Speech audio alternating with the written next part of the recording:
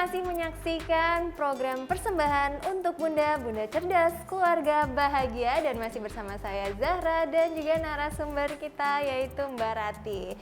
Ya, Mbak Rati melanjutkan pertanyaan yang tadi nih, kata menular, istilahnya bagi parenting lain ya atau orang tua lain ini seperti apa? Oke. Menular tuh kayak wabah ya. Iya, kayak wabah.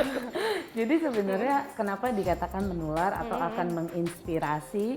Pertama pasti ketika kita menyajikan sesuatu yang terlihat menyenangkan pada saat berinteraksi dengan anak, even itu memang menyenangkan, terus kemudian ada orang yang menonton gitu ya, terus dia merasa kayaknya hubungan dia sama anaknya nggak semenyenangkan itu.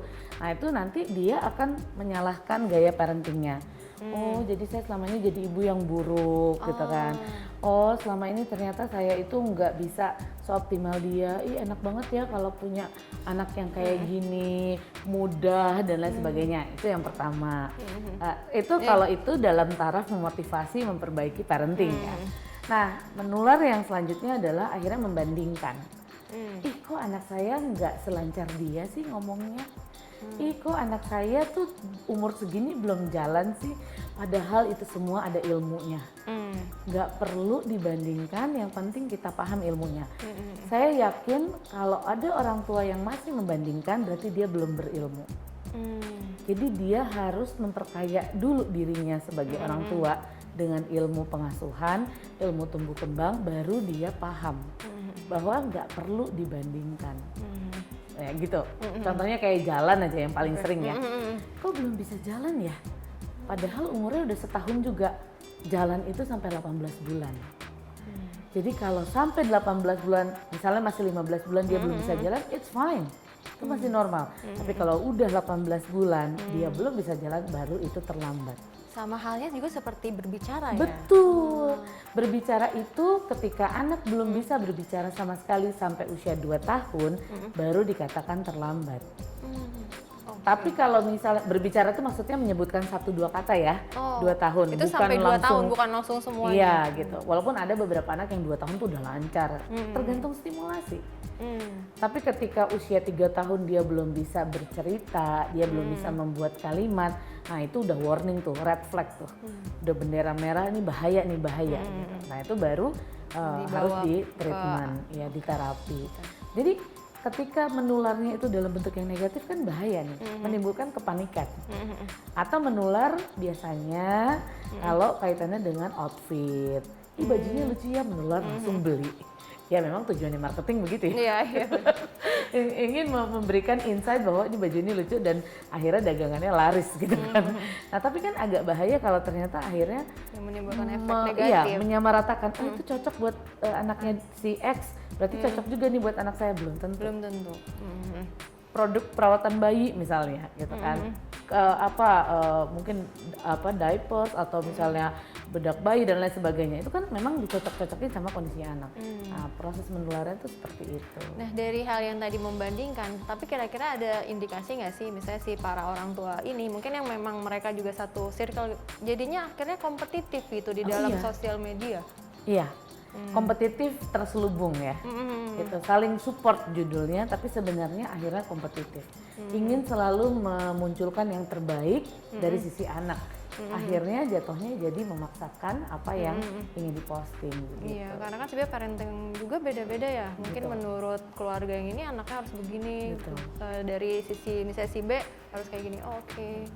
Menarik sekali. Nah, tapi kira-kira ada nggak sih dampaknya nih dari sering merekam kegiatan anak atau mengatur anak dengan pose-pose tertentu khususnya bagi tumbuh kembang si anak ini? Sebenarnya kalau levelnya hanya untuk merekam tanpa diposting itu sih kayaknya masih oke-oke aja ya, karena itu mengabadikan. Dari zaman dulu kita juga kan suka difoto ya sama orang tua kita gitu kan, tapi itu memang untuk momen yang ingin disimpan gitu sebagai sebuah kenangan, itu fine. Tapi ketika akhirnya mengatur anak, nanti kamu ketawanya begini ya, atau duduknya begini ya, itu kan sesuatu yang memang disetting sehingga anak harus mengikuti skenarionya orang tua. Nah itu yang akhirnya pasti akan menimbulkan kejenuhan bagi anak. Dan sekarang udah mulai muncul tren begini, akhirnya orang tua membagikan moment of the truth-nya. anaknya udah bete nih, difoto berkali-kali, akhirnya mukanya begitu, kayak ya Hal yang akhirnya biasa ya, betul. padahal sebenarnya itu tidak Padahal itu wajar. sebenarnya sesuatu yang memang sangat membuat anak tidak nyaman. Tapi untuk psikisnya si anaknya sendiri dalam maksudnya tumbuh kembangnya dia itu seperti apa? Atau si anak ini merasa biasa aja atau karena terlalu sering gitu ya Oke. si orang tuanya ini mengunggah? Bisa traumatik, bisa sampai di level akhirnya dia, saya pernah dapat kasus, memang anak ini sudah agak besar ya, anak SD begitu. Jadi setiap ibunya buka handphone, buka video, dia langsung teriak. Karena dia nggak mau direkam. Even ibunya bukan mau merekam anaknya gitu. Sampai segitunya dia memaknai ketakutannya. Karena dia udah capek, bilang enggak, aku nggak mau direkam, ibunya tetap ngerekam. Gitu. Nah ketika anaknya menimbulkan tantrum itu dibawalah ke psikolog. Jadi dianggapnya anaknya bermasalah karena tantrumnya gitu. Padahal sebenarnya latar belakang anaknya tantrum itu karena ketakutan yang luar biasa. Karena Seperti seringnya itu, orang tua ya. memperlakukannya Tapi kayak memang mengunggah. ya tidak semua orang akan traumatik ya. Memang biasanya ada beberapa step-stepnya gitu. Tapi ya itu efek terburuknya begitu. Dan selanjutnya nih, apakah benar nih mengikuti kelompok-kelompok parenting itu dapat memberikan dampak untuk orang tua? Misalnya kayak hanya untuk memvalidasi cara pengasuhan yang dinilai normal oleh sebagian atau bahkan mayoritas masyarakat.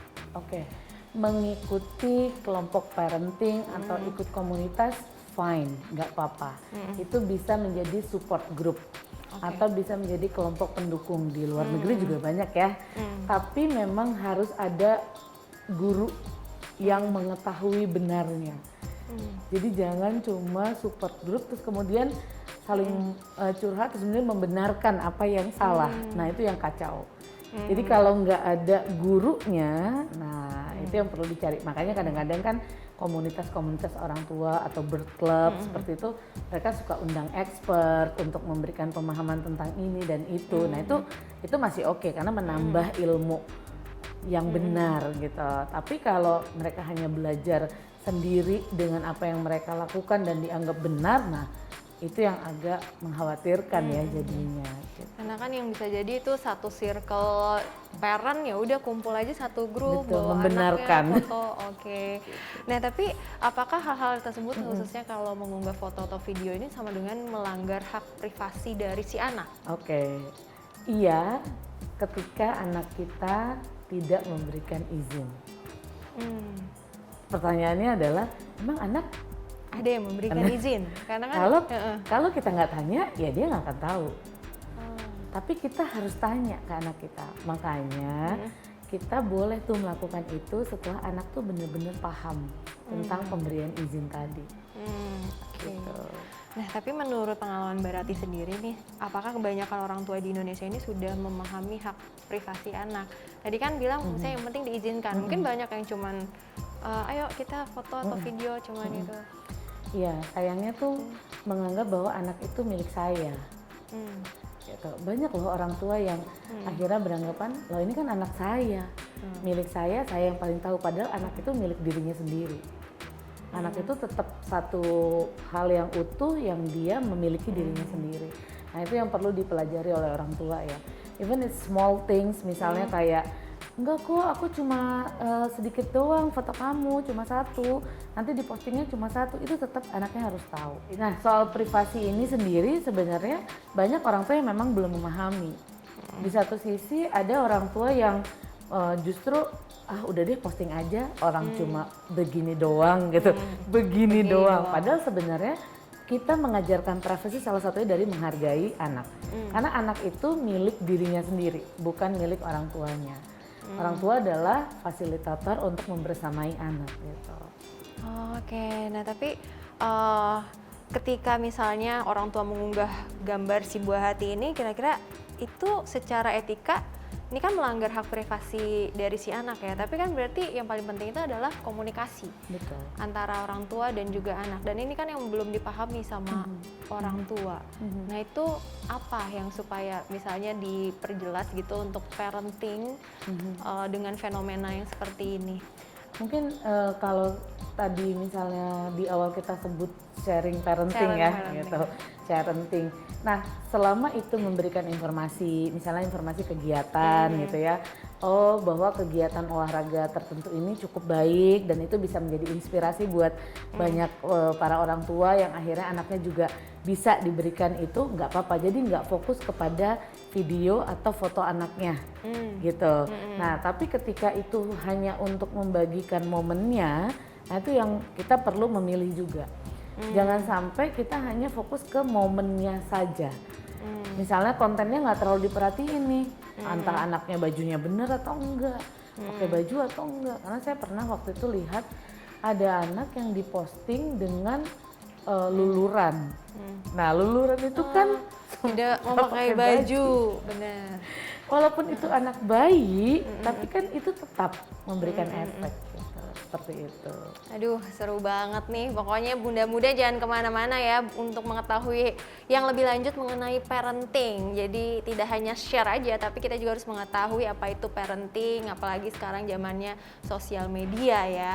Ya bunda, jangan kemana-mana, pokoknya tetap di program persembahan untuk bunda, bunda cerdas, keluarga bahagia.